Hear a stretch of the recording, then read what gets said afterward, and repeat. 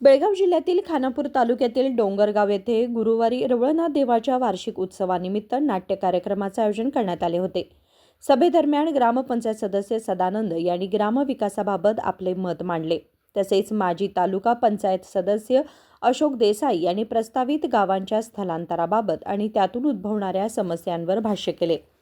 यावेळी कृष्ण गुरव यांनी आपल्या भाषणात स्थलांतरित होणाऱ्या प्रत्येक कुटुंबाला 15 लाख रुपये देऊन वेगवेगळ्या ठिकाणी हलवण्याऐवजी सर्वांना एकाच ठिकाणी पुनर्वसन करावे, जेणेकरून गाव एकत्र राहील अशी मागणी केली.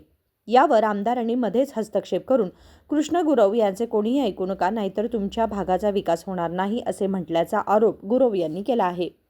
त्यांनी वापरलेली भाषा योग्य नाही असे विचारले असता हेच दुसऱ्या आमदाराला सांगितले असते तर तिथेच तुझे डोके फोडले असते अशी गुंडगिरीची भाषा त्यांनी वापरल्याचा आरोप करण्यात आला.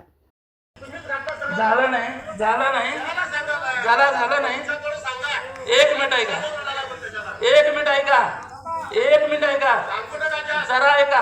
हे बघा हे जरा ऐका नाही. हे बघा आता आमदारला अपमान करतो नाही याचं मुंडकं मारले असते. दुसऱ्या जर आमदार त्या ठिकाणी केला असतं मुंडकं मारले असते डोका. विचार करा, आमदार जवळ बोलले तर नाही मुंडकं मारले असते. लक्षात ठेवा, आम्ही ते बोललो नाही.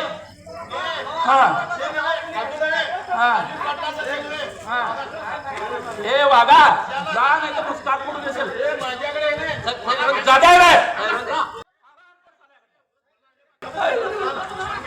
त्यात वडू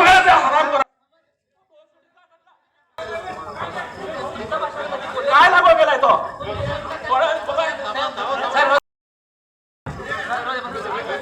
हॅलो, या ठिकाणी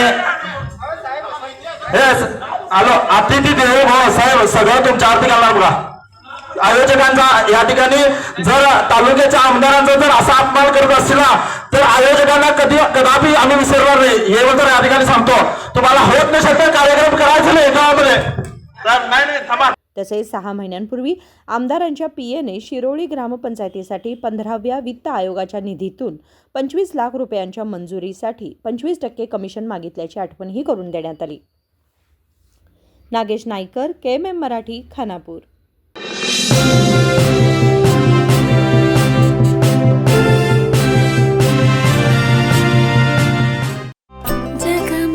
ಜಗಮಗ ಹೊಳೆಯುವ ಕಣ್ಣುಗಳು, ಹೃದಯದಿ ಹರುಷದ ಅಲೆಗಳು.